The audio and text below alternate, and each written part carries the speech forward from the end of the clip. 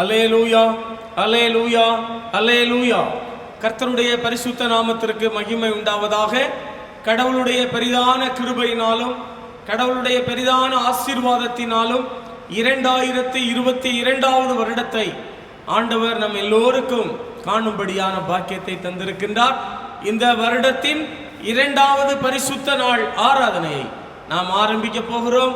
யாவரும் ஜெபம் செய்து இந்த பரிசுத்த ஆராதனையை காணொளி மூலமாய் பார்த்து கொண்டிருக்கிற நீங்கள் என்னோடு கூட சேர்ந்து ஜெபத்திலே பங்கெடுக்கும்படி அன்புடன் கேட்டுக்கொள்கின்றேன். அல்லேலூயா, அல்லேலூயா. ஸ்தோத்திரம் ஆண்டவரே, ஆவியானவரே ஸ்தோத்திரம் ஐயா, வல்லமை உள்ளவரே ஸ்தோத்திரம் ஐயா, கிருபை உள்ளவரே ஸ்தோத்திரம் ஐயா, பரிசுத்தம் உள்ளவரே ஸ்தோத்திரம் ஐயா, பாதுகாப்பவரே ஸ்தோத்திரம் ஐயா. சென்ற வருடமெல்லாம் எங்களை பாதுகாத்து புதிய வருடத்திலே நாங்கள் பிரவேசிக்கக்கூடிய பாக்கியத்தை தந்து இந்த 2022வது வருடத்தின் ஆண்டவரே 9ஆம் தேதி ஞாயிற்றுக்கிழமை பரிசுத்த ஆராதனையில காணொளி மூலமாய் இந்த நிகழ்ச்சியை நாங்கள் நடத்தி கொண்டிருக்கிறோம். இந்த நேரத்திலும் கூட இந்த ஜெபத்திலே பங்கெடுத்திருக்கின்ற அனைவரையும் ஆண்டவர் ஆசீர்வதியும். இந்த ஆராதனையிலே பாடுகின்ற பாடல்கள், வசனங்கள், செய்திகள் அனைவருக்கும் ஆசீர்வாதமாய் திகழட்டும். இந்த கூட்டம் தொடக்கம் முதல் முடிவு வரையிலும் இந்த நிகழ்ச்சியை பார்த்து கொண்டிருக்கிற உங்களுடைய பிள்ளைகள் அனைவர் மேலும் கர்த்தருடைய கிருபை தங்கியிருக்கும்படியாய் அன்பான இயேசுவின் மூலம் ஜெபிக்கிறோம் நல்ல பிதாவே, ஆமென். நம்முடைய பாடல் புஸ்தகத்தில் 317வது பாடல் எண் 317, மாக்கம்பீர பாட்டோடும் தேவ பட்டயத்தோடும் ஜெபம் செய்து வெல்ல போர் துவக்கினோம். தேவ அன்பின் பாசத்தை காட்டி பாவ சிறையை மெய்யாய் மீட்பர் பாதம் சேர்க்கவே வந்தோம். வெல்லும் தேவசுதனார் எங்கள் பாவம் மன்னித்தார், பயமின்றி பாவம் வென்று ஜெயம் பெற போகிறோம். 317வது பாடலை நாம் பாடுவோம்.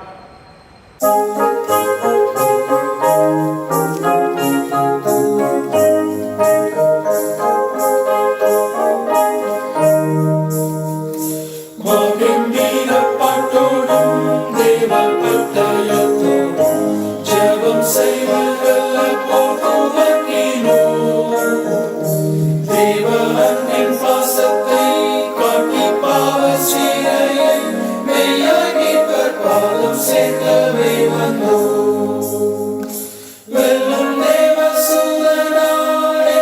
பாவம்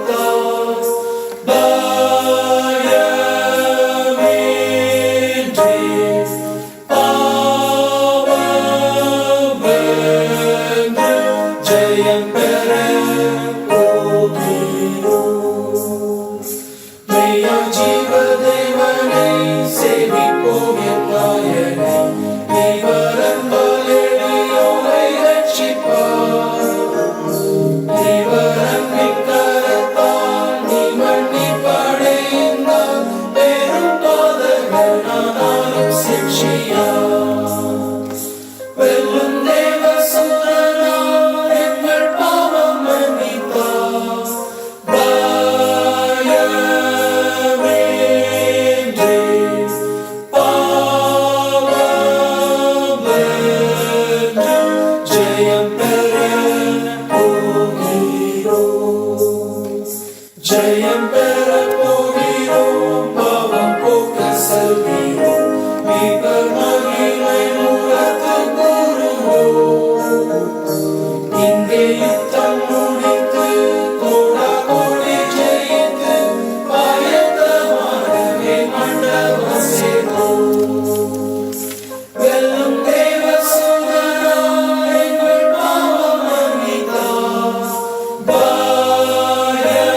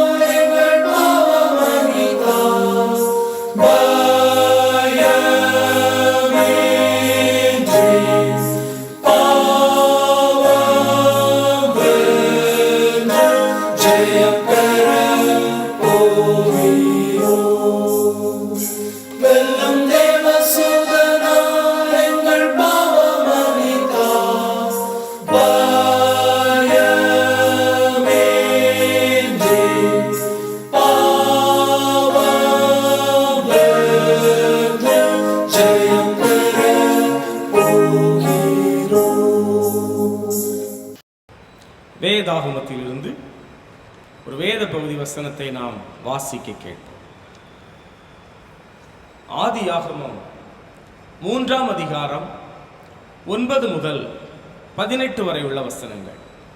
ஆதியாகமம் 3ஆம் அதிகாரம் 9 முதல் 18 வரை உள்ள வசனங்கள். அப்பொழுது தேவனாகிய கர்த்தர் ஆதாமை கூப்பிட்டு, நீ எங்கே இருக்கிறாய் என்றார். அதற்கு அவன், நான் தேவரீருடைய சத்தத்தை தோட்டத்திலே கேட்டு நான் நிர்வாணியாய் இருப்பதினால் பயந்து ஒளிந்து கொண்டேன் என்றார். அப்பொழுது அவர், நீ நிர்வாணி என்று உனக்கு அறிவித்தவன் யார்? புசிக்க வேண்டாம் என்று நான் உனக்கு விலக்கின விருட்சத்தின் கனியை புசித்தாயோ என்றார். அதற்கு ஆதாம், என்னுடனே இருக்கும்படி தேவரீர் தந்த ஸ்திரீயானவள் அவ்விருட்சத்தின் கனியை எனக்கு கொடுத்தாள், நான் புசித்தேன் என்றார். அப்பொழுது தேவனாகிய கர்த்தர் ஸ்திரீயை நோக்கி, நீ இப்படி செய்தது என்ன என்றார். ஸ்திரீயானவள், சர்ப்பம் என்னை வஞ்சித்தது, நான் புசித்தேன் என்றாள்.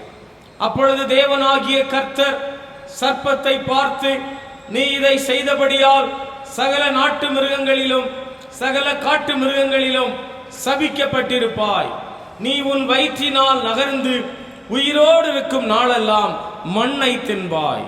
உனக்கும் ஸ்திரீக்கும் உன் வித்துக்கும் அவள் வித்துக்கும் பகை உண்டாக்குவேன். அவர் உன் தலையை நசுக்குவார், நீ அவர் குதிகாலை நசுக்குவாய் என்றார். ஆமென். தேவன் தாமே வாசித்த இந்த திருப்பாக வசனங்களால் நம் அனைவரையும் அதிகமாய் ஆசீர்வதிப்பாராக. ஆமென். கிறிஸ்துவில் பிரியமான அன்பு தேவனுடைய பிள்ளைகளே, 2022 வருடத்தின் ஜனவரி மாதம் 9ஆம் தேதி இந்த மாதத்தின் 2வது பரிசுத்த நாள் ஆராதனையை நாம் வீடுகளிலிருந்து காணொளி மூலமாக இந்த நிகழ்ச்சியை நீங்கள் பார்த்து கொண்டிருக்கின்றீர்கள். ஆண்டவர் நம் அனைவருக்கும் சுகம், பலன், ஆரோக்கியம் தந்து நம்மை சென்ற வருடங்களிலெல்லாம் பாதுகாத்தார், நம்மை தப்புவித்தார், நம்மை ஜீவனோடு வைத்திருக்கின்றார். நாம் ஆண்டவருக்கு நன்றி செலுத்துவோம். ஆண்டவர் இந்த வருடத்திலே பிரவேசித்திருக்கிற நமக்கு புதிய நன்மைகளையும் புதிய கிருபைகளையும் தந்து நம்மை வழி நடத்துவாராக. தொடர்ந்து நாம் நம்முடைய தேசத்திற்காய், தேசத்திலே இருக்கிறதான எல்லா விதமான நோய்களும் அகன்று போகும்படியாய், ஒவ்வொருவருக்கும் ஆண்டவர் மன சமாதானத்தையும் சந்தோஷத்தையும் கொடுக்கும்படியாய் நீங்கள் தொடர்ந்து ஜெபியுங்கள். கர்த்தருடைய சித்தத்தின்படிதான் இந்த உலகத்தில் உள்ள எல்லா காரியங்களும் நடந்து கொண்டிருக்கிறது. ஆகவே ஒன்றுக்கும் பயப்படாதபடி கர்த்தரிடத்தில் முழு நம்பிக்கையாயிருங்கள், முழு விசுவாசமாயிருங்கள். ஆண்டவர் உங்களை அற்புதமாய் பாதுகாப்பார். அல்லேலூயா. 2022 வருடத்திலே பிரவேசித்திருக்கிற நானும் நீங்களும் அசைக்கப்படாதிருப்போம். கர்த்தருடைய சமூகம் நமக்கு முன்பதாக இந்த வருடம் செல்லும். ஆண்டவர் நம்மை அற்புதமாய் பாதுகாப்பார். இந்த 2வது வாரத்தின், இந்த ஜனவரி மாதம் 2வது வாரத்தின் பரிசுத்த ஆராதனையில உங்களோடு கூட காணொளி மூலமாய் நான் பேசுகின்ற செய்தியின் தலைப்பு, சாபங்களை ஆசீர்வாதமாய் மாற பண்ணுகிற கர்த்தர் உங்களோடு இருக்கிறார். சாபங்களை ஆசீர்வாதமாய் மாற பண்ணுகிற கர்த்தர் உங்களோடு இருக்கிறார். அல்லேலூயா. புதிய வருடத்திலே பிரவேசித்து ஜனவரி மாதம் 9ஆம் தேதி ஆலயத்திற்கு வர முடியாத நிலைமையிலே நாம் இருந்தாலும் காணொளி மூலமாய் இந்த நிகழ்ச்சியை நான் உங்களோடு கூட பேசிக் கொண்டிருப்பதற்கு ஆண்டவர் தந்த பெரிய பாக்கியத்திற்காக நான் ஆண்டவரை துதிக்கிறேன், ஸ்தோத்தரிக்கின்றேன். அநேக வருடங்களாக யூடியூப் சேனல் மூலமாய், புத்தகர் மெமோரியல் சர்ச் யூடியூப் சேனல் மூலமாய், இரட்சணிய சேனை பிடிஎம்சியை சார்ந்த அநேக குடும்பங்கள், வெளிநாடுகளில் வெளி மாநிலங்களில் இருக்கின்ற குடும்பங்கள் எல்லாம் இந்த நிகழ்ச்சி பார்ப்பதற்கு அவர்களுக்கு ஒரு பெரிய பாக்கியத்தை ஆண்டவர் கொடுத்திருக்கிறார். இந்த 2022 வருடத்திலும் இந்த நிகழ்ச்சியை அநேகர் பார்த்து கொள்ளுவதற்குரிய பாக்கியத்தையும் ஆண்டவர் நமக்கு தந்திருக்கின்றார். நான் ஏற்கனவே சொன்னது போல சாபங்களை ஆசீர்வாதமாய் மாற பண்ணுகிற கர்த்தர் இந்த வருடத்திலே உங்களோடு கூட இருக்கிறார். கிறிஸ்துவில் பிரியமான அன்பு தேவனுடைய பிள்ளைகளே, வேத வசனம் சொல்லுகின்றது. 2 வசனத்தை நான் உங்களுக்கு ஞாபகப்படுத்துகிறேன். முதலாவதாக உபோகமம் 23ஆம் அதிகாரம் 5வது வசனம். உபாகமம் 23:5. அவர் நம்மேல் அன்பு கூர்ந்தபடியினால் சாபத்தை ஆசீர்வாதமாக மாற பண்ணுகிற தேவன். அல்லேலூயா. நம் ஆண்டவருக்கு எப்படிப்பட்ட பெயர்? சாபத்தை ஆசீர்வாதமாக மாற பண்ணுகிற தேவன். சாபத்தை ஆசீர்வாதமாக மாற்றுகிற கர்த்தர் நம்மோடு கூட இருக்கிறார். இதே வசனம் இன்னொரு வேத பகுதியிலே சொல்லப்படுகின்றது. நெகேமியாவின் புஸ்தகம் 13ஆம் அதிகாரம் 2வது வசனம். நெகேமியா 13:2. அந்த சாபத்தை ஆசீர்வாதமாக திருப்பின எங்கள் தேவன். அல்லேலூயா. சாபங்கள் வரும்போது அதை ஆசீர்வாதமாக மாற்றுகிற தேவன் தான் நம்முடைய தேவன். கிறிஸ்துவில் பிரியமான அன்பு தேவனுடைய பிள்ளைகளே, இந்த புதிய வருடத்திலே பிரவேசித்திருக்கிற நானும் நீங்களும் இந்த புதிய வருடம் ஆரம்பித்தவுடன் தானே நாம் பலவிதமான காரியங்களுக்காக ஜெபித்திருப்போம். பலவிதமான காரியங்களுக்காக நாம் ஆண்டவரிடத்தில் வேண்டுதல் செய்திருப்போம். ஆனால் உலகத்திலே ஏற்பட்டு கொண்டிருக்கிறதான தொற்று நோயின் காரணமாக அநேக இடங்களிலே அநேக மக்கள் பாதிக்கப்படுகிறபடியினால் ஜனங்களுக்கு ஒரு பெரிய அடைக்கலம் கொடுக்க வேண்டும் என்பதற்காக அநேக இடங்களில் கூடி இருப்பது தவிர்க்கப்பட்டு இந்த நாட்களில் அநேகருக்கு பாதுகாப்பு கொடுக்கப்படுகிறது. ஆகவே நாம் ஆலயத்தில் வந்து ஆண்டவரை ஆராதிக்க முடியாவிட்டாலும் வீடுகளில் இருந்து இந்த வசனங்களை கேட்பதற்கு ஆண்டவர் உதவி செய்திருக்கிறார். அல்லேலூயா. நான் உங்களோடு கூட பேசுகின்ற செய்தியை நான் ஞாபகப்படுத்துகிறேன். சாபத்தை ஆசீர்வாதமாக மாற பண்ணுகிற தேவன். சாபம் என்ற வார்த்தை ஒரு கொடிய வார்த்தை. உலகத்தில் ஆசீர்வாதமான வல்லமைகளும் உண்டு, கொடிய வல்லமைகளும் உண்டு, சாபமான வல்லமைகளும் உண்டு. இந்த உலகத்திலே ஒவ்வொரு விதமான மனிதர்களுக்கும் ஒவ்வொரு விதமான காரியங்கள் நடைபெற்றுக் கொண்டிருக்கிறது. சாபங்கள், ஆசீர்வாதங்கள், வேதனைகள், போராட்டங்கள் எல்லாமே இந்த உலகத்திலே மனிதனுக்கு வருவது இயற்கை. வேதாகமத்தில் ஆசீர்வாதம் என்ற வார்த்தை 410 முறை சொல்லப்படுகின்றது. ஆசீர்வாதம் என்ற வார்த்தை வேதாகமத்திலே மொத்தம் 410 முறை சொல்லப்படுகின்றது. சாபம் என்கிற வார்த்தை வேதாகமத்தில் மொத்தம் 775 முறை சொல்லப்படுகின்றது. ஆசீர்வாதம் என்று சொல்லுகின்ற வார்த்தை வேதாகமத்திலே 410 முறை சொல்லப்படுகிறது. சாபம் என்ற வார்த்தை வேதாகமத்திலே 275 முறை சொல்லப்படுகின்றது. பல வீடுகள் இந்த சாபத்தால் மிகுந்த வேதனைப்பட்டுக் கொண்டிருக்கின்றன, முன்னேற முடியாமல் தவிக்கின்றன. எல்லா விதமான கஷ்டங்களினாலும், பலவிதமான கடன் தொல்லைகளினாலும், பலவிதமான மரணங்களினாலும், பலவிதமான வேதனைகளினாலும் அநேக மக்கள் இன்று சாபத்தினால் தத்தளித்துக் கொண்டிருக்கின்றார்கள். இந்த சாபத்தில் இருந்து விடுதலை பெறுவதற்கு என்ன செய்வது, இந்த சாபத்தில் இருந்து விடுதலை பெறுவதற்கு என்ன செய்வது என்பதற்காக பலர் பலவிதமான நிலைமைகளிலே தவித்துக் கொண்டிருக்கின்றார்கள். ஆனால் மோசேயின் மூலமாய் ஆண்டவர் சொல்லுகின்ற வார்த்தை, அவர் நம்மேல் அன்பு கூர்ந்தபடியினார், அவர் நம்மேல் அன்பு கூர்ந்தபடியினார் சாபத்தை ஆசீர்வாதமாக மாற பண்ணுகிற தேவன். நம்முடைய ஆண்டவர் எப்படிப்பட்ட தேவன்? எந்த சாபம் வந்தாலும், எந்த சோதனை வந்தாலும், எந்த வேதனை வந்தாலும், எந்த நிந்தனைகள், போராட்டங்கள், அவமானங்கள் வந்தாலும் அந்த சாபமான அக்காரியங்களை நம்ம விட்டு அப்புறப்படுத்தி நமக்கு ஒரு புதிய சமாதானத்தை தர அவர் வல்லவராயிருக்கின்றார். ஆகவே இந்த காணொளி மூலமாய் கேட்டுக்கொண்டிருக்கின்ற அன்பு தேவனுடைய பிள்ளைகளே, இந்த உலகத்தில் பலவிதமான மனிதர்கள் பாதிக்கப்பட்டிருப்பதின் காரணங்கள் அந்த மனிதனுக்கு இருக்கிற பாவங்கள் மூலமாய் மனிதனுக்கு சாபங்கள் வருகிறது. பாவங்கள் மூலமாய் மனிதனுக்கு சாபங்கள் வருகிறபடியினால் இந்த சாபத்திலிருந்து விடுவிக்கப்படுவது எப்படி, இந்த பாவத்திலிருந்து விடுவிக்கப்பட்டு சாபத்திலிருந்து முறியடிக்கப்படுவது எப்படி என்பதை அநேக மக்கள் அங்கலாய்த்துக் கொண்டிருக்கின்றார்கள். ஒரு மனிதன் தன்னுடைய பாவத்தின் விளைவால் அதானே அநேகமாய் அனுபவிக்கும் சாபங்களும் உண்டு. தன் பிள்ளைகளுக்கும் பிள்ளைகளுடைய பிள்ளைகளுக்கு வைத்துவிட்டு போகும் சாபங்களும் உண்டு. சில சாபங்கள் 3ஆம் 4ஆம் தலைமுறை மட்டும் தொடர்ந்து வருகிற சாபங்களும் உண்டு. அதன் மூலமாக அநேக குடும்பங்கள் இன்று பாதிக்கப்பட்டுக் கொண்டிருக்கின்றன. ஒன்றுமறியாத பாவமற்ற குழந்தைகள் முற்பிதாக்களின் சாபங்களால் தொய்ந்து போகின்றன, வேதனைப்படுகின்றன.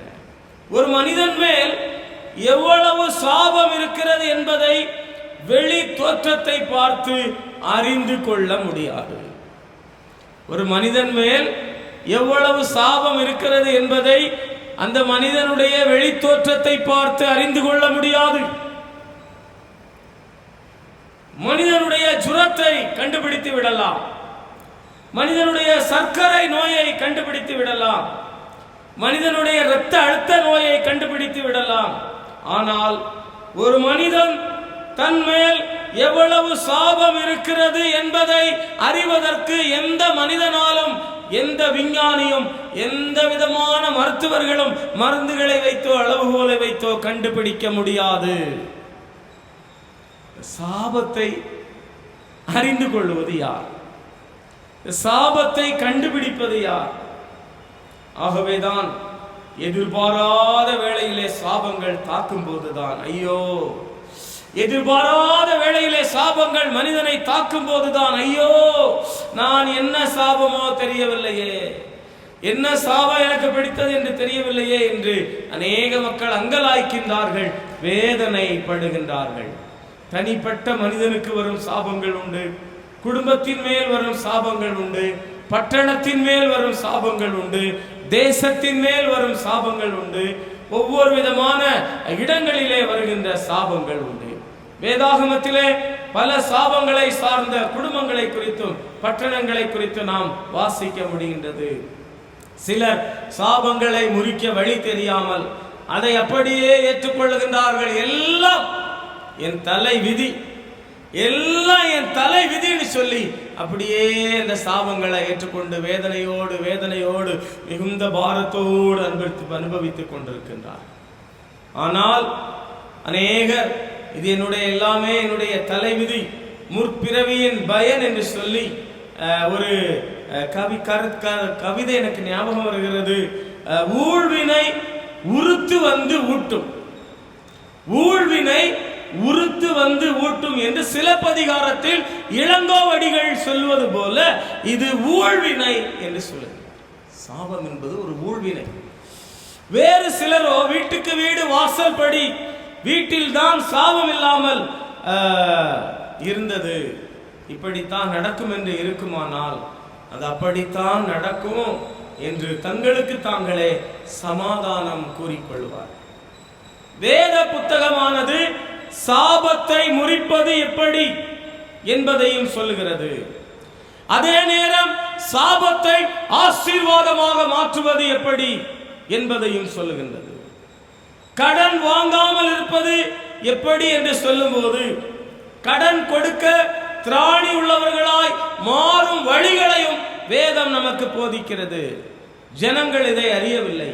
வேத வசனம் சொல்லுகின்றது, ஏசாயா 5ஆம் அதிகாரம் 13வது வசனம், என் ஜனங்கள் அறிவில்லாமையால் சங்காரமாகிறார்கள், என் ஜனங்கள் அறிவில்லாமையால் சிறைப்பட்டு போகிறார்கள் என்று கர்த்தர் என்றெல்லாம் கர்த்தர் புலம்புகிறார்.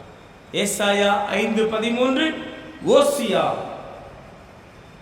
4:6 இந்த வசனங்கள் விதமாய் சொல்லப்படுகின்றன. இயேசு கிறிஸ்து சாபத்தை முறிப்பதற்காகவே இந்த உலகத்தில் பிறந்தார். அல்லேலூயா! இயேசு இந்த உலகத்திலே சாபத்தை முறிப்பதற்காகவே பிறந்தார். நானும் அவைகளுக்கு ஜீவன் உண்டாயிருக்கவும் அது பரிபூரணப்படவும் வந்தேன் என்று அன்போடு கூறுகின்றார். யோவான் 10ஆம் அதிகாரம் 10வது வசனம். முதலாவது மரண கட்டிலிருந்து விடுதலையாகி ஜீவன் உண்டாக வேண்டும், அதோடு நின்றுவிடக் கூடாது. பரிபூரண சுகமும் பலனும் ஆரோக்கியமும் பெற்று சந்தோஷத்தோடு வீடு திரும்ப வேண்டும். அதுதான் ஜீவன் பரிபூரணப்படுவது என்பதா.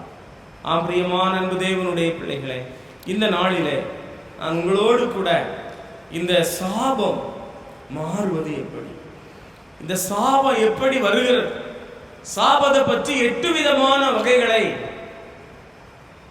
வேதத்திலே நாம் பார்க்கலாம். இந்த சாபத்தை பற்றி 8 விதமான சம்பவங்கள் சொல்லப்படுகின்றன. அந்த 8 விதமான சம்பவங்களை நான் உங்களோடு கூட பேச போவதில்லை. ஒரு சில சாபங்களை மட்டும் நான் பேச போகின்றேன். அந்த 8 சாபங்களை நான் உங்களுக்கு ஞாபகப்படுத்துகிறேன். எப்படி மனிதனுக்கு சாபங்கள் வருகின்றன? முதலாவது, தேவனிடத்திலிருந்து வரும் சாபங்கள். இரண்டாவது, நியாய பிரமாணத்தை மீறும் போது வரும் சாபங்கள்.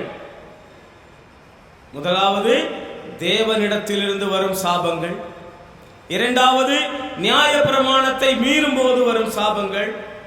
மூன்றாவது, மனிதனை மனிதன் சபிக்கும் போது வரும் சாபங்கள். நான்காவது, பில்லி சூனியம் ஏவுதலினால் வரும் சாபங்கள். ஐந்தாவதாக, முற்பிதாக்களிடமிருந்து தலைமுறை தலைமுறையாய் வரும் சாபங்கள்.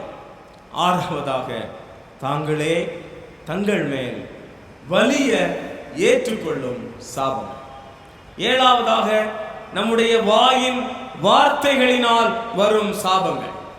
எட்டாவதாக, பிசாசுக்கு ஒப்பு கொடுப்பதினால் வரும் சாபங்கள். ஆக இந்த சாபங்களை பற்றி 8 விதமான வகைகளில் வேதம் சொல்லப்படுகின்றது, வேதத்திலே வசனங்கள் சொல்லப்படுகின்றது. இந்த 8 விதமான சாபங்கள்ல நானும் நீங்களும் எந்த சாபத்துல விட்டு வெளியே வர முடியாமலே இருந்து கொண்டிருக்கிறோம். இதை கேட்டுக்கொண்டிருக்கின்ற அன்பு தேவனுடைய பிள்ளைகளே, புது வருடம் பிறந்து விட்டது. இன்று நாம் சந்தோஷமாக புதிய வருடத்திலே பிரவேசித்தோம், அப்படிதானே? புது வருடம் பிறந்தவுடன் தானே ஆலயம் எல்லாம் அடைக்க சொல்லியாச்சு. ஆலயத்தில் நம்ம ஆண்டவரை ஆராதிக்க முடியாத காரணம், நோய்கள் எல்லாம் மக்களை தாக்கி கொண்டிருக்கின்றன.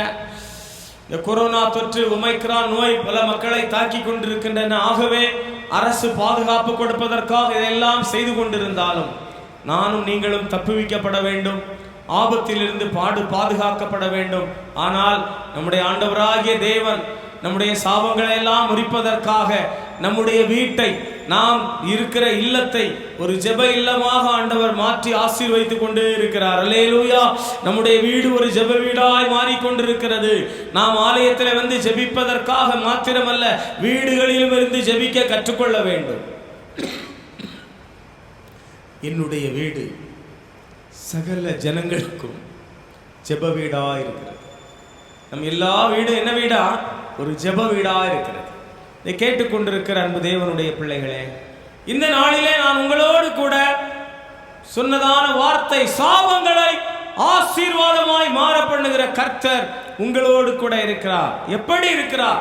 இந்த சாபங்கள் எப்படி நம்மை வருகிறது, அதை ஆண்டவர் எப்படி நம்மை விட்டு மாற்றுகிறார்? முதலாவதாக, தேவனிடத்திலிருந்து வரும் சாபங்கள். முதலாவதாக யாரிடத்திலிருந்து வரும் சாபங்கள்? தேவனிடத்திலிருந்து வரும் சாபம். நான் வாசித்ததான அந்த வேத பகுதி வசனத்தில் ஆதியாகமம் 3ஆம் அதிகாரம் 9 முதல் 18 வரை உள்ள வசனங்களை வாசிக்க கேட்டோம். முதல் சாபம் ஏதேன் தோட்டத்திலே தேவனிடத்தில் இருந்து ஆதாம் ஏவாள் மேலும் முழு மனுகுலத்தின் மேலும் வந்தது. ஆதாம் தேவனை மறுதலித்து சாத்தானுக்கு செவி கொடுத்து தேவன் புசிக்க வேண்டாம் என்ற கனியை புசித்த போது அவனுடைய இருதயம் உடைந்தது. ஆண்டவர் சொன்ன வார்த்தையை மனிதன் மீறின போது கர்த்தருடைய இருதயம் உடைந்தது. ஆதியாகமம் 3:17-18 படி கர்த்தர் சாபம் கொடுத்தார். முதலாவது ஆண்டவர் மனிதனுக்கு கொடுத்த சாபம். ஆதியாகமம் 3ஆம் அதிகாரம் 17-18 வசனங்கள். பின்பு அவர் ஆதாமை நோக்கி, நீ உன் மனைவியின் வார்த்தைக்கு செவி கொடுத்து புசிக்க வேண்டாம் என்று நான் உனக்கு விலக்கின விருட்சத்தின் கனியை புசித்தபடியினாலே பூமி உன் நிமித்தம் சபிக்கப்பட்டிருக்கும். நீ உயிரோடு இருக்கும் நாளெல்லாம் வருத்தத்தோடே அதன் பலனை புசிப்பாய். அது உனக்கு முள்ளும் குறுக்கும் பிழைப்பிக்கும். வெளியின் பயிர் வகைகளை புசிப்பார்.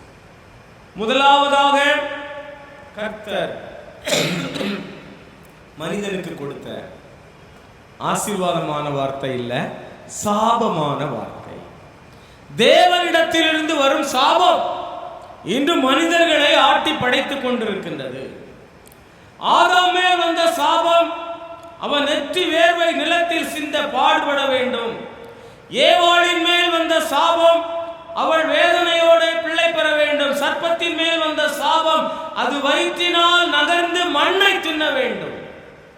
பூமியின் மேல் வந்த சாபம், அது முள்ளையும் குறுக்கையும் பிழைப்பிக்க வேண்டும். அது மட்டுமல்ல, தேவனுடைய சாபத்தின் விளைவாக பூமியிலே நோய்களும் வியாதிகளும் வந்தன, மரணம் வந்தது. காட்டு மிருகங்கள் துஷ்ட மிருகங்களாய் மாறி. முள்ளும் குறுக்கும் சாபத்தின் அடையாளங்களாகும். முள்ளும் குறுக்கும் சாபத்தின் அடையாளங்கள். முள் இருதயத்தை குத்துகிறது, நினைவுகளை குத்துகிறது, கண்களை குத்துகிறது, நிம்மதியை இழக்க செய்கிறது. புற ஜாதிகளுடைய மார்க்கத்தை கற்றுக்கொள்ளும் போது அது நமக்கு முள்ளாக. வேத வசனம் சொல்லுகின்றது, எண்ணாகமம் 33ஆம் அதிகாரம் 55வது வசனம். எண்ணாகமம் 33ஆம் அதிகாரம் 55வது வசனத்தை நான் உங்களுக்கு ஞாபகப்படுத்துகின்றேன். அதிலே இந்த வார்த்தை இவ்விதமாய் சொல்லப்படுகின்றது, நீங்கள் தேசத்தின் குடிகளை உங்களுக்கு முன்பாக துரத்தி விடாமல் இருப்பீர்களானால், அப்பொழுது அவர்களில் நீங்கள் மீதியாக வைக்கிறவர்கள் உங்கள் கண்களில் முள்ளுகளும் உங்கள் விழாக்களில் கூறுகளுமாயிருந்த நீங்கள் குடியிருக்கிற தேசத்திலே உங்களை உபத்திரவப்படுத்துவார்கள் என்று சொல்லப்படுகிறது. பிரியமான அன்பு தேவனுடைய பிள்ளைகளே, இந்த சாபங்களினால் நன்மை வர வேண்டிய இடத்திலிருந்து தீமை வருகிறது. சந்தோஷம் வர வேண்டிய இடத்திலிருந்து துக்கம் வருகிறது. கோதுமைக்கு பதிலாக களைகள் முளைத்தெழும்புகின்றன. அப்போஸ்தலனாகிய பவுலின் சரீரத்திலே ஒரு முள் கொடுக்கப்பட்டிருந்தது. அது அவரை குட்டி வேதனைப்படுத்துகிற சத்துருவின் தூதனாக இருந்தது. 2 கொரிந்தியர் 12:7 சொல்லப்படுகின்றது. பவுல் அப்போஸ்தலர் தன்னை உயர்த்தும் போதெல்லாம் அவரை மட்டம் தட்டி தாழ்வுபடுத்துகிறதா இருந்தது. 2 கொரிந்தியர் 12:7 வாசிக்கிறோம். மனிதனிடத்தில் இருந்து வருகிற சாபங்களா இருந்தால் மனுஷர் அதை முறித்து விடலாம். ஆனால் தேவனிடத்தில் இருந்து வந்த சாபமா இருந்தபடியினால் மனுஷனாலோ அல்லது தேவதூதராலோ அதை முறிக்க முடியாது. கேருபீன்கள் சேராபீன்களால முறிக்க முடியாது. ஆகவே தேவகுமாரனாகிய இயேசு கிறிஸ்துவே இந்த பூமிக்கு வந்து அந்த முள்ளை தன் சிரசிலே ஏற்றுக்கொண்டு முள்முடி சூட்டப்பட்டவராய் தன் ஜீவனை கொடுத்தார். அல்லேலூயா. தேவனால் வந்த சாபம், தேவனால் வரும் சாபம், தேவனால் வந்த சாபத்தை மாற்றுவதற்காகவே தேவன் தம்முடைய ஒரே பேரான குமாரனை இந்த உலகத்திற்கு அனுப்பி அவருடைய தலையிலே முள்முடி சூட்டி நமக்காக அவர் இரத்தம் சிந்தி மரித்தார். தேவனால் வரும் சாபம். இந்த தேவனால் நமக்கு எந்த சாபம் வராதபடி நாமே அர்ப்பணிப்போமாக. இரண்டாவதாக, நியாய பிரமாணத்தை மீறும் போது வருகிற சாபம். சாபம் எப்படி வருகிறது? நியாய பிரமாணத்தை மீறும் போது சாபம் வருகிறது. இஸ்ரவேல் ஜனங்கள் எப்படியும் வாழலாம் என்று மனம் போல பாவத்திலே வாழ்ந்து விடாதபடிக்கு தேவன் அவர்களுக்கு உடன்படிக்கைக்குள் கொண்டு வந்தார். இதை நல்ல கவனியுங்கள். இஸ்ரவேல் ஜனங்கள் எப்படியும் வாழலாம் என்று மனம் போல பாவத்தில் வாழ்ந்து விடாதபடிக்கு தேவன் அவர்களை உடன்படிக்கைக்குள் கொண்டு வந்தார், வாக்குத்தத்தங்களுக்குள் கொண்டு வந்தார். 10 கட்டளைகளை நியாய பிரமாணமாக அவர்களுக்கு கொடுத்தார். ஒவ்வொரு கட்டளையையும் நிலைநாட்டி பாதுகாக்க வேண்டுமானால் பிரமாணத்தை மீறுகிறவர்களுக்கு தண்டனை கொடுக்க வேண்டும், கீழ்ப்படுகிறவர்களுக்கு ஆசீர்வாதத்தை கொடுக்க வேண்டும். ஒவ்வொரு தேசங்களிலும் இப்படிப்பட்ட சட்ட திட்டங்கள் உண்டு. அந்த சட்ட திட்டங்களுக்கு யாராகிலும் கீழ்ப்படியாமல் போவார்களானால் அவர்களை கைது செய்ய காவல்துறையிலாக இருக்கிறது. நியாயம் விசாரித்து தீர்ப்பு வழங்க நீதிமன்றங்கள் இருக்கின்றன. தண்டனை கொடுக்க சிறைச்சாலைகள் இருக்கின்றன. இன்னும் தூக்கு தண்டனை, மரண தண்டனை, அநேக தண்டனைகள் இருக்கின்றன. ஆதாம் ஏவாளுக்கு மனசாட்சி பிரமாணமாயிருந்தது. ஆபிரகாம் காலத்திலே விருத்த சேதனம் பிரமாணமாயிருந்தது. எகிப்திலிருந்து வெளியேறிய வந்த இஸ்ரவேல் ஜனங்களுக்கு சீனாய் மலையில் நியாய பிரமாணம் கொடுக்கப்பட்டது. நியாய பிரமாணத்தை கொடுத்துவிட்டு கர்த்தர் சாபங்களையும் ஆசீர்வாதங்களையும் இஸ்ரவேல் ஜனங்களுக்கு முன்பாக வைத்தார். இதை நல்ல கவனிங்க.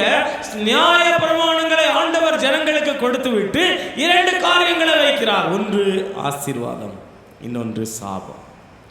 சாபத்தையும் கொடுத்தார், ஆசீர்வாதத்தையும் கொடுத்தார். உபாகமம் 28ஆம் அதிகாரம் 1 முதல் 14 வரை உள்ள வசனங்கள் நியாய பிரமாணத்தின்படி செய்கிறவர்களுக்கு வருகிற ஆசீர்வாதங்களை குறிக்கிறது. ஆனால் 15ஆம் வசனத்திலிருந்து சாபங்கள் எழுதப்பட்டிருக்கின்றன. வீடுகளில் போய் இதை தனியா நீங்க வாசி. எத்தனை சாபங்கள் அதிலே சொல்லப்பட்டிருக்கின்றது. உபாகமம் 28ஆம் அதிகாரம் 1 முதல் 14 வரை உள்ள வசனங்களின்படி நியாய பிரமாணத்தின்படி செய்கிறவர்களுக்கு வருகிற ஆசீர்வாதங்களை. ஆனால் உபாகமம் 28ஆம் அதிகாரம் 15வது வசனத்திலிருந்து சாபங்கள் எழுதப்பட்டிருக்கின்றன. எத்தனை சாபங்கள் கொடுக்கப்பட்டிருக்கிறது தெரியுமா? இங்க நல்ல இருந்து கருத்தா தியானித்து நம்பரா நீங்க எண்ணி படிச்சீங்கன்னா அதுல மொத்தம் 114 சாபங்கள் அந்த இடத்துல வருகின்றன. எத்தனை சாபங்கள் வருகிறதா? 114 சாபங்கள் வருகின்றன. மேலும் நியாய பிரமாணம் கோபாக்கினையை உண்டாக்குகிறது. நியாய பிரமாணம் இல்லாவிட்டால் மீறுதல் இல்லை என்று சொல்லி ரோமர் 4ஆம் அதிகாரம் 15வது வசனம் சொல்லப்படுகிறது. இதை கேட்டுக்கொண்டிருக்கின்ற அன்பு தேவனுடைய பிள்ளைகளே, நியாய பிரமாணத்தை மீறும் போது வருகிற சாபம். அப்ப ஆண்டவராகிய கர்த்தர் மோசேக்கு நியாய பிரமாணங்களை கொடுத்தார். நியாய பிரமாணங்களை கொடுத்து அவர்களுக்கு 2 விதமான காரியங்களை கொடுத்தார். ஒன்று ஆசீர்வாதம், இன்னொன்று சாபம். நியாய பிரமாணங்களை யார் மீறி வாழ்ந்தார்களோ அவர்கள் சாபத்திற்குள் பிரவேசித்தார்கள். புதிய ஏற்பாட்டிலே ஆண்டவர் 2 பிரமாணங்களை வைத்தார். அவை அன்பின் பிரமாணங்கள் என்றும் கிருபையின் பிரமாணங்கள் என்றும் அழைக்கப்படுகின்றன. அதை மீறினால் சாபம் வரும். புதிய ஏற்பாட்டிலே 2 பிரமாணங்கள், அன்பின் பிரமாணங்கள், கிருபையின் பிரமாணங்கள். நாம் இந்த உலகத்திலே வாழ்ந்து கொண்டிருக்கிறோம். சட்ட திட்டங்களை மீறாதபடி ஆண்டவருடைய கட்டளையின்படி வாழும் பொழுது இந்த சாபத்திலிருந்து விடுவிக்கப்பட்டு ஆசீர்வாதமான பாதைகளிலே செல்லலாம். மூன்றாவதாக வருகின்ற சாபம் மனிதரிடத்திலிருந்து வரும் சாபம். மனிதரிடத்திலிருந்து வரும் சாபங்கள். ஒரு மனிதன் தனக்கு இழைக்கப்பட்ட அநீதி துரோகங்களை தாங்க முடியாமல் வேதனையோடு கொடுமை செய்தவனை சபிக்கிறான். மனைவிக்கு துரோகம் செய்துவிட்டு வேறொரு பெண்ணோடு வாழும்போது மனைவி கணவனை சபிக்கிறாள். சில தாய்மார்கள் வயதான காலத்தில் பிள்ளைகள் பெற்றோர்களை கவனிக்கவில்லையே என்று சொல்லி பெற்றோர்கள் பிள்ளைகளை சபிக்கிறார்கள். சில தாய்மார்கள் தந்தைமார்கள் தன்னுடைய பிள்ளைகளை வாய்க்கு வந்தபடியெல்லாம் ஏசுகின்றார்கள். மண்ணை வீசி இறைந்து அதிகமான சாப வார்த்தைகளை சொல்லி பேசுகின்றார். கடைக்காரன் கள்ளத்தராசை பயன்படுத்தும் போது அதிகமான சாப வார்த்தைகளை, உன் கை குஷ்டரோகம் பிடிக்கும் சொல்லி சபித்து பேசுகிறார். இப்படி அநேகர் மனிதனிடத்திலிருந்து அநேக சாபங்களை பெற்று வேதனைக்குள்ளாயிருக்கின்றார். நோவா தன்னுடைய சொந்த மகனாகிய காமை சபித்தார். அவரை பார்த்து பரியாசம் பண்ணி மற்றவர்களிடம் அறிவித்தபடியினால் சாபத்தை பெற வேண்டியதாயிற்று. ஆதியாகமம் 9ஆம் அதிகாரம் 21 முதல் 25 வரை உள்ள வசனங்களை நீங்கள் படித்துக் கொள்ளுங்கள். யாக்கோபு தன்னுடைய மூத்த மகனாகிய ரூபனை சபித்தார். யாக்கோபின் மறுமனையாட்டிகளிடத்தில் ரூபன் கொடிய வார்த்தைகளை பேசித்தபடியினால் அந்த சாபத்தை பெற வேண்டிய சூழ்நிலை ஆயிற்று. ஆதியாகமம் 49ஆம் அதிகாரம் 4வது வசனம். எலிசாவை சிறு பிள்ளைகள் கேலி செய்து அந்த சிறு பிள்ளைகள் எலிசாவை பார்த்து சொன்னார்கள், மொட்டை தலையா ஏறி போ என்று சொன்னார். அப்பொழுது எலிசா கர்த்தருடைய நாமத்தினாலே சபித்த போது காட்டிலிருந்து 2 கரடிகள் புறப்பட்டு வந்து அந்த சிறு பிள்ளைகளை என்ன செய்து போட்டது? பீறி போட்டது என்று சொல்லி வேதவசனம் சொல்லப்படுகின்றது. இப்படி அநேக பரிசுத்தவான்கள் அதிகமாய் என்ன செய்தார்களா? சபித்தார். அந்த சபித்த சாபம் அவங்களை தொடர்ந்தது. ஆனால் வேதவசனம் சொல்லப்படுகின்றது, நீதிமொழிகள் 30ஆம் அதிகாரம் 10வது வசனம், எஜமானிடத்தில் அவனுடைய வேலைக்காரன் மேல் குற்றம் சுமத்தாதே. கவனிங்க, எஜமானிடத்தில் அவனுடைய வேலைக்காரன் மேல் குற்றம் சுமத்தாதே, அவன் உன்னை சபிப்பான், நீ குற்றவாளியாய் காணப்படுவாய். எனக்கு நல்ல வசனம், இந்த வசனம் பிடிக்கும். எஜமானிடத்தில் அவனுடைய வேலைக்காரன் பற்றி குற்றம் சுமத்தான். நம்ம இந்த உலகத்தில் வாழ்ந்து கொண்டிருக்கிறோம். மற்றவர்களை பற்றி மற்றவர்கள் மேல நம்ம குற்றப்படுத்தும் போது அவங்க சபிக்கிற சாப நம்ம சும்மா விடாது. பிரியமான அன்பு தேவனுடைய பிள்ளைகளே, தலையிலே ஜவுளி துணிகளை சுமந்து கிராமம் கிராமமாய் விற்று வந்தான் ஒரு ஏழை வியாபாரி. ஒரு குடும்பத்தார் துணி எடுப்பது போல அவனை வரவழைத்து அவனை அறியாமல் ஒரு நல்ல சேலையை திருடி எடுத்து வைத்துக் கொண்டார். துணி எடுப்பது போல அந்த வியாபாரியை இந்த குடும்பத்தார் வரவழைத்து அவன் நல்ல வைத்திருந்ததான ஒரு நல்ல ஒரு சேலையை எடுத்து ஒளித்து வைத்துக் கொண்டார். அவன் எவ்வளவோ தேடி பார்த்த அந்த துணி கிடைக்கவே இல்லை. எவ்வளவோ கெஞ்சி கேட்டும் அவர்கள் கொடுக்காததினால் அந்த வீட்டிலிருந்து அவன் செல்லும் போது மண்ணை தூக்கி வாரி போட்டுட்டு இன்று அந்த குடும்பம் மிகுந்த வேதனைக்கும் கஷ்டத்துக்கும் மிகுந்த சாபத்துக்கும் உள்ளாய் மாறி இருக்கிறது. இதை கேட்டுக்கொண்டிருக்கின்றதான அன்பு தேவனுடைய பிள்ளைகளே, நான் சொன்னேன், மனிதனிடத்திலிருந்து வருகிற சாபங்கள். பழைய ஏற்பாட்டின் காலங்களிலே மனிதர்களுக்கு மனிதர்கள் ஏதாவது செய்யும் போது சபித்தார்கள், அது பலித்தது. ஆண்டவருடைய ஊழியத்தை செய்தவர்கள் கூட சபித்தார்கள், அது கேட்கப்பட்டது.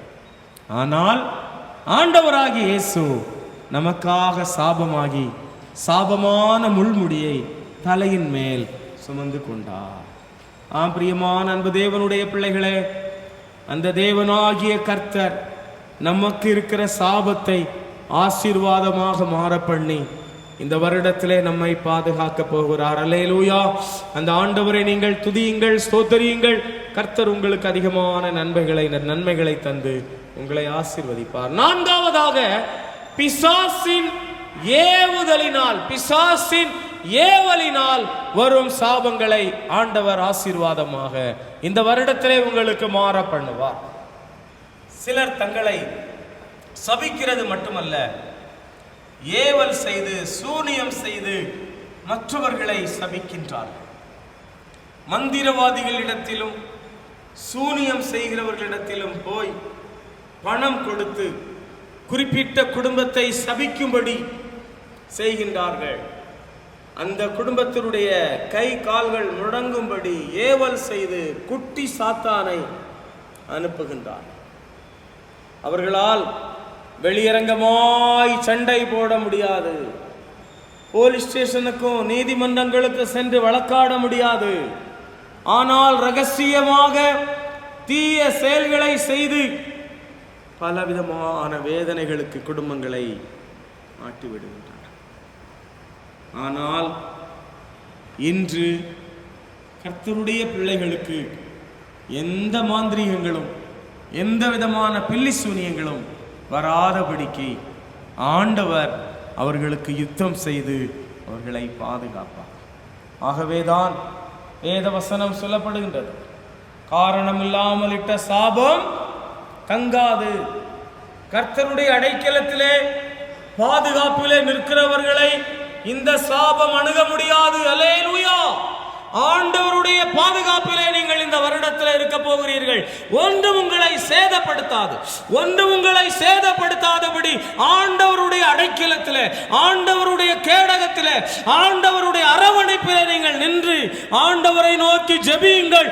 எந்த சாபமும் உங்களை அணுகாமல் ஆண்டவருடைய பிள்ளைகளை அவர் வேலி அடைத்து பாதுகாப்பார். ஆகவேதான் வேதவசனம் சொல்கின்றது, ஏசாயா 54 அதிகாரம் 17வது வசனம், உனக்கு விரோதமாய் உருவாக்கப்படும் எந்த ஆயுதமும் வாய்க்காதே போகும். யாக்கோபுக்கு விரோதமான மந்திரமும் இல்லை, இஸ்ரவேலுக்கு வேற விரோதமான குறி சொல்லுதலும் இல்லை. எண்ணாகமம் 23 அதிகாரம் 23வது வசனம் சொல்லப்படுகின்றது. பழைய ஏற்பாட்டு காலத்தில் பாலாக் மோவாபிய ராஜா இஸ்ரவேலை சபிக்கும்படி பிலேயாமை கூலிப்படுத்தினதினால், ஆனால் கர்த்தரோ சபிக்க விடவில்லை. உருவின பட்டயத்தோடு தம்முடைய தூதனை அனுப்பினார். எந்த வாய் சபிப்பிற்கு புறப்பட்டு வந்ததோ அதே வாயை கொண்டு இஸ்ரவேல் ஜனங்களை ஆசீர்வதிக்க கர்த்தர் சித்தமானார். அல்லேலூயா. அவர் தமது சிறகுகளாலே உன்னை மூடுவார். உங்களை ஆண்டவர் என்ன செய்வாரா தெரியுமா? ஆண்டவருடைய பிள்ளைகளை எந்த மாந்திரீகங்கள் தொடாதபடி, எந்த மந்திரவாதங்கள் அணுகாதபடி, எந்த தீய சக்திகள் அணுகாதபடி, எந்த விதமான ஆபத்துக்கள் அணுகாதபடி அவருடைய செட்டைகளின் கீழே நீங்கள் பாதுகாக்கப்படுவீர்கள். அல்லேலூயா.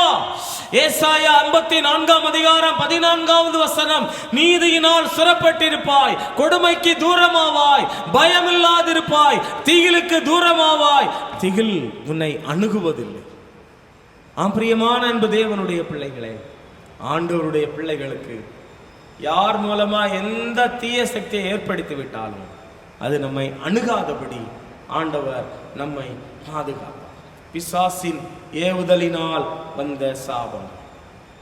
ஆண்டவருடைய சமூகத்தில் ஒவ்வொரு நாளும் ஆண்டவருடைய சமூகத்தை நோக்கி நீங்கள் ஜெபியுங்கள். உன்னத பாட்டிலே சொல்லப்படுகின்றது, உன்னத பாட்டின் புஸ்தகம் 4 அதிகாரம் 12வது வசனம், நீ அடைக்கப்பட்ட தோட்டமும் மறைவு கட்டப்பட்ட நீரூற்றும் முத்தரிக்கப்பட்ட கிணறுமோ இருக்கிறாய்.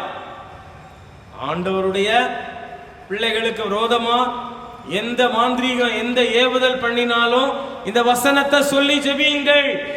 உன்னத பாட்டு 4:12, ஆண்டவரே, நான் அடைக்கப்பட்ட தோட்டமும் மறைவு கட்டப்பட்ட நீரூற்றும் முத்தரிக்கப்பட்ட கிணறுமாயிருக்கிறேன், நீர் என்னை சுற்றிலும் பாதுகாவலாயிரும். ஆண்டவர் உங்களை சுற்றிலும் பாதுகாப்பா இருப்பார். அல்லேலூயா. ஆண்டவர் உங்களை சுற்றிலும் வேலி அடைத்து பாதுகாப்பார்.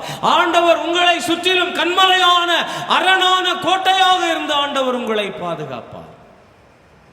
ஆனாலும் நீங்கள் செய்ய வேண்டிய ஒரு காரியம் இருக்கிறது.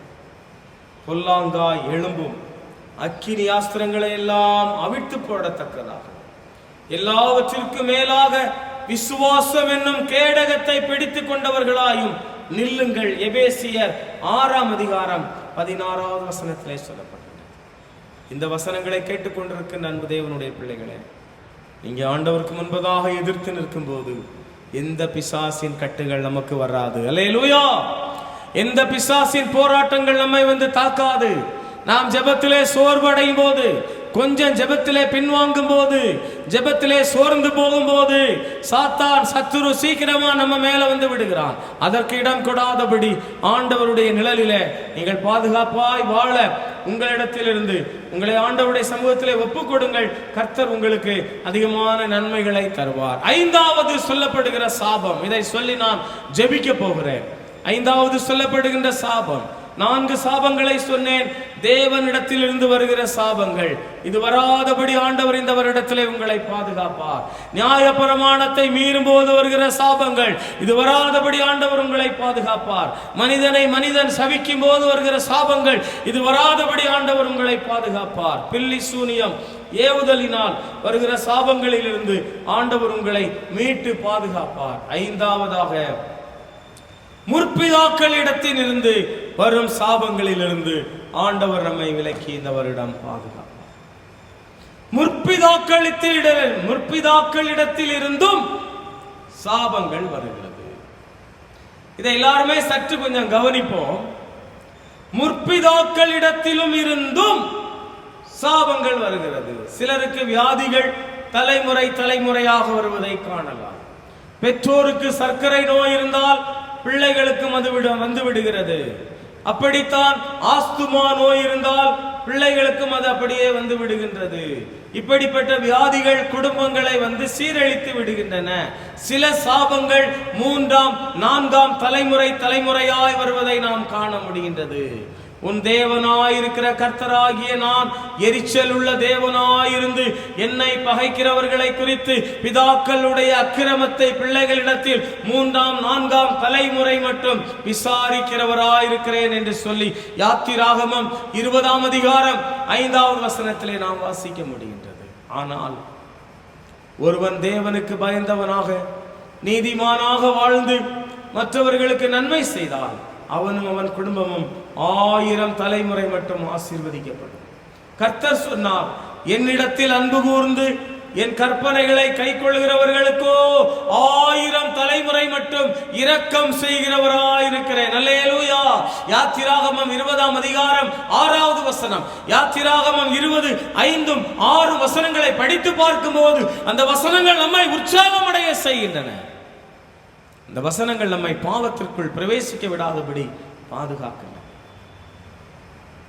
ஒரு மாவட்டத்திலே உள்ள தூரமான இடத்துல, ஒரு மாவட்டத்திலே இருந்து ஒரு கிராமத்தில் உள்ள மக்கள், இந்த கிராமத்தில் தலைமுறை தலைமுறையாக சாபம் வந்து கொண்டிருக்கின்றது.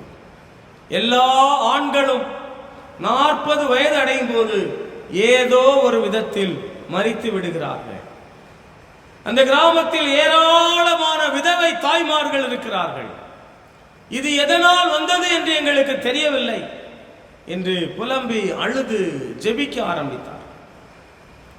இந்த ஜனங்கள் எல்லாரும் ஜெபித்து சாபங்கள் வராதபடி ஆண்டவரே எங்களை பாதுகாத்துக் கொள்ளும் என்று சொல்லி அழுது மன்றாடி ஜெபித்தார்கள். ஆண்டவர் அந்த கிராமத்திலே அந்த இடத்திலே சாபங்கள் வராதபடி அவர்களை இயேசு இரத்தத்தால் பதிந்து பாதுகாத்தார். அநேக கிராமங்களிலே அநேக இடங்களிலே பலவிதமான மரணங்கள் வந்து அந்த கிராமங்களும் மக்களும் சாபத்தால் பாதிக்கப்படுகின்றார். அன்றைக்கு கர்த்தர் கப்பர்நகூமை பார்த்து சபித்தார். கோராசீனை சபித்தார். கோராசீனே உனக்கு ஐயோ, பெத்சாயிதாவே உனக்கு ஐயோ, உங்களில் செய்யப்பட்ட பலத்த செய்கைகளை தீருவிலும் சீதோனிலும் செய்யப்பட்டிருந்ததானால் அப்பொழுதே ரெட்டுடுத்தி சாம்பலில் உட்கார்ந்து மனந்திருப்பி இருப்பார்கள். வானபரியந்தம் உயர்த்தப்பட்ட கப்பர்நகூமே, நீ பாதாள பரியந்தம் தாழ்த்தப்படுவாய். உன்னில் செய்யப்பட்ட பலத்த செய்கைகள் சோதோமிலே செய்யப்பட்டிருந்ததானால் அது இந்நாள் வரைக்கும் நிலைத்திருக்கும். மத்தேயு எழுதின சுவிசேஷம் 11ஆம் அதிகாரம் 20 - 23 வரை நான் உங்களுக்கு இந்த வசனத்தை ஞாபகப்படுத்துகிறேன். எரிகோ பட்டணம் கர்த்தருக்கு முன்பாக சாபத்தீடான பட்டணமாக விளங்கியது. எரிகோவில் உள்ள எந்த பொருளையும் எடுக்க வேண்டாம், அவைகள் சுட்டரிக்கப்பட வேண்டும், அது சாபமானது என்று கர்த்தர் எச்சரித்தார். சாபத்தீடானதில் ஏதாகிலும் எடுத்துக் கொள்கிறதினாலே சாபத்தீடாகாதபடி, இஸ்ரவேல் பாளையத்தை சாபத்தீடாக்கியதை கலங்க பண்ணாதபடிக்கும் நீங்கள் சாபத்தீடானத்திற்கு மாத்திரம் எச்சரிக்கையாயிருங்கள் என்று யோசுவா 6ஆம் அதிகாரம் 18ஆம் வசனத்திலே ஆண்டவர் யோசுவாவுக்கு கட்டளையிட்டார். ஆனால் ஆகான் என்பவன் எரிகோவில் இருந்து சாபத்தீடான பாபிலோன் சால்வையையும் 200 வெள்ளி சேக்கலையும் பொன் பாலத்தையும் எடுத்து தன் கூடாரத்திலே ஒளித்து வைத்தான். இதன் விளைவாக அவன் வீடு முழுவதும் எப்படிப்பட்டதாய் மாற்றப்பட்டதா? சாபத்தீடானது. அவனுடைய குமாரர் குமாரத்திகள் மேல் சாபம் வந்தது. முடிவாக ஆகான் மாத்திரமல்ல, அவனுடைய குமாரர் குமாரத்திகள், ஆடு மாடுகள் மற்றும் எல்லா மிருக ஜீவன்களும் பொருட்களும் கூட எல்லாம் என்ன செய்யப்பட்டன? அக்கினியால் சுட்டெரிக்கப்பட்டன. இதை கேட்டுக்கொண்டிருக்கின்றதான அன்பு தேவனுடைய பிள்ளைகளே, தேவனுடைய பிள்ளைகள் ஆகிய நாம் சற்று சிந்தித்து பார்த்து நமக்கும் நம்முடைய சந்ததிக்கும் எந்த சாபமும் வராதபடி, ஆண்டவரே இந்த புதிய வருடத்தில் என்னை நான் ஒப்புக் கொடுக்கிறேன், என்னை நான் உம்முடைய சமூகத்தில் என்னை நான் தாழ்த்துகிறேன், என்னை நீர் ஆசீர்வதியும் என்று சொல்லி நீங்கள் ஜெபியுங்கள். கர்த்தர் இந்த சாபங்களில் இருந்தெல்லாம் நம்மை மீட்டு நம்மை பாதுகாத்து நம்மை ஆசீர்வதிப்பார். அல்லேலூயா. இந்த புதிய வருடத்தில் இரண்டாவது ஞாயிற்றுக்கிழமை காணொளி மூலமாய் இந்த செய்தியை கேட்டுக்கொண்டிருந்த அன்பு தேவனுடைய பிள்ளைகளே, சாபங்களை ஆசீர்வாதமாக மாற பண்ணுகிற கர்த்தர் இந்த வருடத்திலே நம்மோடு கூட இருக்கிறார். அல்லேலூயா. ஆண்டவர் நம்மோடு கூட இருக்க வேண்டுமானால், ஆண்டவர் நம்மோடு கூட இருக்க வேண்டுமானால், நம்மை தொடர்கிற சாபங்கள் நம்மை விட்டு மாறும்படியால் ஆண்டவரிடத்திலே நாம் ஜெபிப்போம். ஆண்டவரிடத்திலே நம்மை நாமே தாழ்த்துவோம். ஆண்டவரே, நான் பாவியான மனுஷன். ஆண்டவரே, நான் பாவியாகிய மனுஷன். என்னை உம்முடைய பாதப்படியில் அர்ப்பணிக்கிறேன் ஐயா. ஆண்டவரே, கர்த்தரிடத்திலிருந்து எனக்கு ஆசீர்வாதம் வர வேண்டும், சாபம் வரக்கூடாது. நான் வேத வசனத்தை மீறாதபடி ஆண்டவரால் ஆசீர்வதிக்கப்பட வேண்டும். வேத வசனத்தை மீறும் போது என்னை சாபம் தொடாதபடி ஆண்டவரே என்னை நீர் பலப்படுத்த. ஆண்டவரே, மனிதன் சபிக்கும் போது வருகிற சாபங்கள் என்னை தாக்கக்கூடாது. ஆண்டவரே, பலவிதமான பில்லி சூனியங்கள், ஏவல்கள் மூலமாக வருகின்ற சாபங்கள் என்னையும் என் குடும்பத்தையும் அணுகக்கூடாது. ஆண்டவரே, முற்பிதாக்களிடத்திலிருந்து தலைமுறையாய் வரும் சாபங்கள் எங்களையும் எங்கள் குடும்பங்களையும் தாக்கக்கூடாது. நீர் எங்களுக்கு இறங்கும். இந்த வசனங்களை சொல்லி நீங்கள் ஜெபியுங்கள். இந்த புது வருடம் ஆரம்ப அற்பமா இருந்தாலும் முடிவு நமக்கு சம்பூர்ணமா இருக்கும். அல்லேலூயா. ஆரம்பம் கஷ்டமா இருந்தாலும் முடிவு நமக்கு ஆசீர்வாதமா இருக்கும். ஆண்டவருடைய சமூகத்திலே நம்மை நாமே அர்ப்பணிப்போம். இந்த வருடத்திலே சாபங்களை ஆசீர்வாதமாய் மாற பண்ணுகிற கர்த்தர் என்னோடு கூட ஆண்டவரே நீர் வர வேண்டும். என்னுடைய சாபங்கள் எல்லாம் என்னை விட்டு மாற்றும். என்னுடைய வேதனைகளை எல்லாம் என்னை விட்டு மாற்றும். நான் உம்முடைய பிள்ளையாய் வாழ என்னை நான் ஒப்புக் கொடுக்கிறேன். எனக்கு உதவி செய்யும் என்று சொல்லி நாம் ஜெபிப்போமா? கர்த்தர் நம் அனைவரையும் ஆசீர்வதிப்பாராக. ஆமென். நம்முடைய பாடல் புஸ்தகத்தில் 195வது பாடலை நாம் ஜெபத்தோடு கூட பாடுவோம். பாடல் எண் 195. இயேசுவை நம்புவோருக்கு செய்ய ஒண்ணாது ஒன்றில்லை, பயமின்றி உந்தன் வாக்கு தேவே ஏற்றுக்கொண்டோமே. விசுவாசித்தேன் என் தேவனே, செய்ய ஒண்ணா ஒன்றில்லையே. 195வது பாடல். யாவரும் இந்த பாடலை பாடும்போது நாம் கேட்டதான இந்த வசனங்களை நினைவு கூறுவோம். இந்த வருடத்திலே ஆண்டவரே, நான் உம்மை நம்பி இந்த வருடத்திலே பிரவேசித்திருக்கிறேன். என்னுடைய வாழ்க்கையில எது என் முன்னாக இருக்கிறது? சாபம் இருக்கிறதா? ஆசீர்வாதம் இருக்கிறதா? ஆசீர்வாதத்தை தெரிந்தெடுக்க என்னை நான் ஒப்புக் கொடுக்கிறேன் என்று சொல்லி நீங்கள் ஜெபியுங்கள். கர்த்தர் உங்களை அதிகமாய் ஆசீர்வதிப்பாராக. இந்த பாடலை நாம் பாடுவோம்.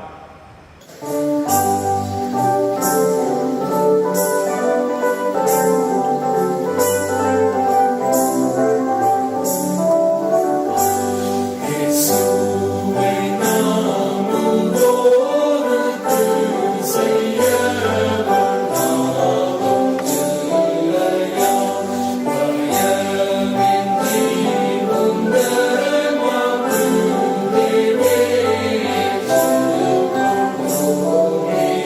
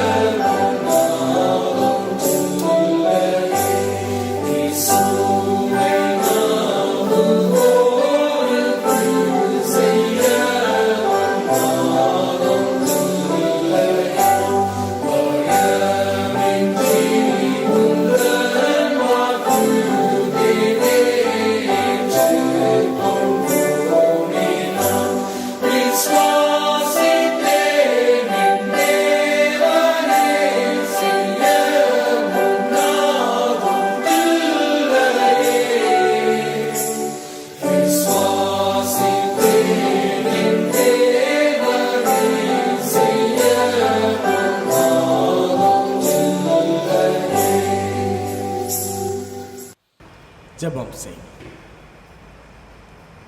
வானம் சிங்காசனமும் பூமி பாதப்படியுமாயிருந்து எங்களை ஆண்டு வழிநடத்தி வருகிறதான எங்கள் பரிசுத்தம் உள்ள நல்ல ஆண்டவரே, இந்த வேளைக்காக நாங்கள் உமக்கு நன்றி செலுத்துகிறோம். சாபங்களை ஆசீர்வாதமாய் மாற பண்ணுகிற கர்த்தர் உங்களோடு கூட இந்த வருடம் இருக்கிறார் என்று சொல்லி, சாபங்கள் எப்படி வருகிறது, எதனால் வருகிறது என்பதை பற்றி நாங்கள் சிந்தித்தோம் ஐயா. ஆண்டவரே, 2022 வருடத்தை காண செய்த ஆண்டவர், 2022 ஆண்டு ஜனவரி மாதம் 9ஆம் தேதி இந்த மாதத்தின் 2வது பரிசுத்த நாளிலே ஆண்டவரே, காணொளி மூலமாய் வேத வசனங்களை கேட்டு வீடுகளில் இருந்து ஜெபித்துக் கொண்டிருக்கிற உம்முடைய அன்பு பிள்ளைகளை ஆண்டவர் ஆசீர்வதிப்பீராக. அவர் நம்மேல் அன்பு கூர்ந்தபடியினால் சாபத்தை ஆசீர்வாதமாக மாற பண்ணுகிற தேவன் எங்கள் தேவன். அந்த சாபத்தை ஆசீர்வாதமாக திருப்பின எங்கள் தேவன் என்று நெகேமியா சொல்லுகிறது போல, ஆண்டவரே, எங்களுக்கு வந்த சாபத்தை எல்லாம் மாற்றி எங்களுக்கு உம்முடைய ஆசீர்வாதத்தை தந்து ஜீவன் சுகம் பலன் தந்து இந்த வருடத்தை காண செய்து இந்த வருடத்தின் 2வது ஞாயிற்றுக்கிழமையில எங்கள் வீடுகளில் இருந்து ஜெபிக்கக்கூடிய பாக்கியத்தை நீர் எங்களுக்கு தந்ததற்காக ஸ்தோத்திரம். ஆண்டவரே, ஒவ்வொரு வீடுகளிலும் இருந்து இந்த காணொளி மூலமாய் பார்த்து கொண்டு ஜெபித்து கொண்டிருக்கின்றதான அனைத்து குடும்பங்களுக்காய், அனைத்து நண்பர்களுக்காய், அனைத்து ஆண்டவரே சபை ஜனங்களுக்காக ஜெபிக்கிறேன். அனைவரோடும் கர்த்தருடைய கிருபை இருக்கட்டும். ஆண்டவரே, எங்கள் தேசத்திலே இருக்கிற சாபங்களை மாற்றும். எங்கள் நாடுகளிலே இருக்கிற சாபங்கள் மாறட்டும். சாபமான முள்முடியை தலைமேல் சுமந்து வெற்றி கொண்டீரே என்று நாங்கள் பாடுகின்றோம். சாபமான முள்முடியை தலைமேல் சுமந்த எங்கள் இரட்சகர் இயேசுநாதர், ஆண்டவரே, உலகத்தின் பாவத்தை சுமந்து தீர்க்கிற தேவ ஆட்டுக்குட்டியாய் நீர் எங்களோடு கூட உலாவிக் கொண்டிருக்கிறதற்காக ஸ்தோத்திரம். இந்த ஜெப வேளையில கவலையோடு, பாரத்தோடு, கண்ணீரோடு, மனவேதனையோடு கூட இருக்கிற பிள்ளைகளுக்காக ஜெபிக்கிறேன்.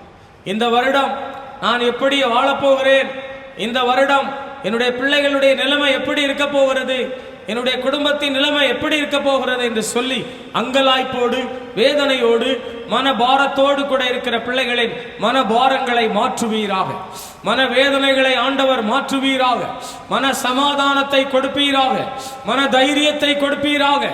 ஆண்டவருடைய கிருபையும், ஆண்டவருடைய தயவும், ஆண்டவருடைய அன்பும் இந்த பரிசுத்த நாளிலே ஒவ்வொருவர் மேலும் வந்து அமரும்படியாய் ஜெபிக்கிறேன். ஆண்டவரே, எங்களுடைய இரட்சண்ய சேனை பூத்தக்க நினைவு பேராலயத்தின் ஆண்டவரே விசுவாச குடும்பங்களுக்காய் ஜெபிக்கிறேன்.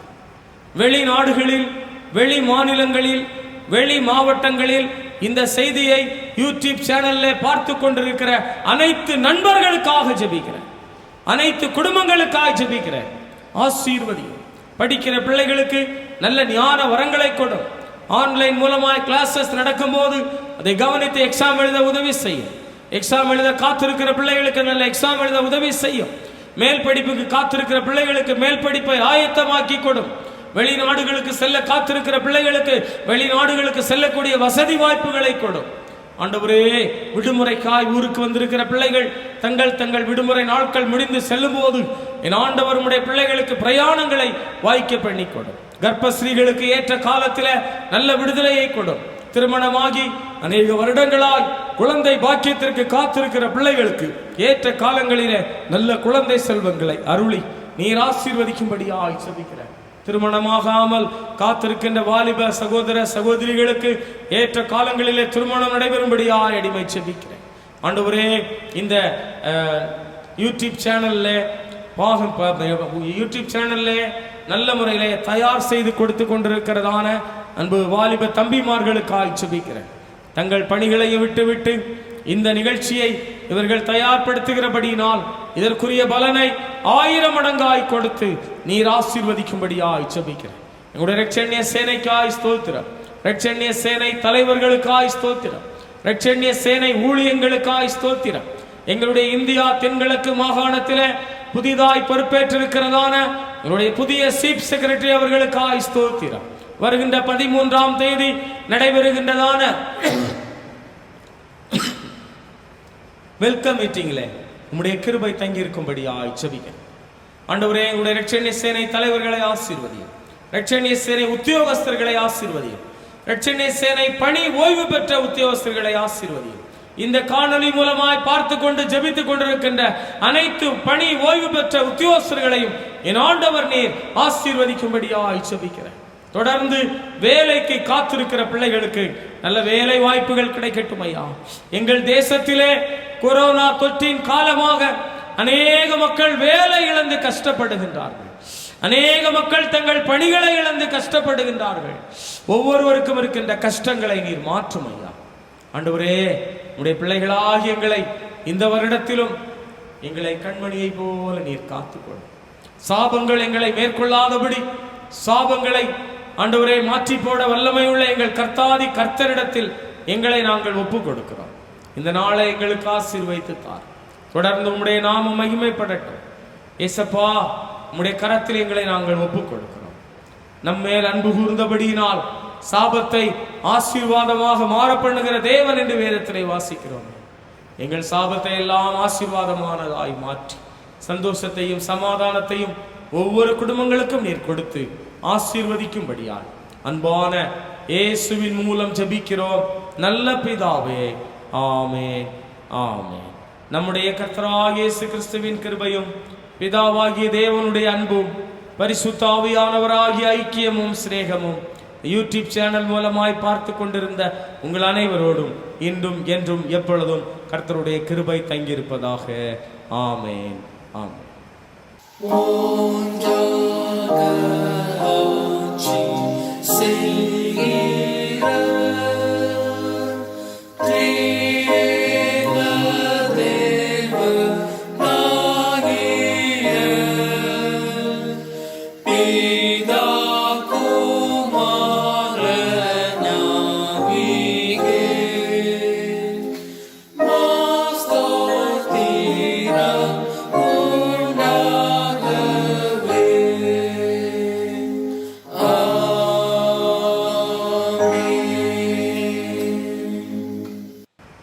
அல்லேலூயா, அல்லேலூயா, அல்லேலூயா.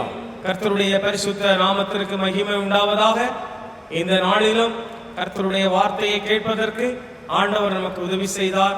நாம் ஆண்டவருக்கு நன்றி செலுத்துவோம். ஒவ்வொரு வாரமும் செவ்வாய்க்கிழமை 3 மணி அளவில், செவ்வாய்க்கிழமை மாலை 3 மணி அளவில் பெண்கள் வீட்டுச்சங்க ஆராதனை நடைபெறும்.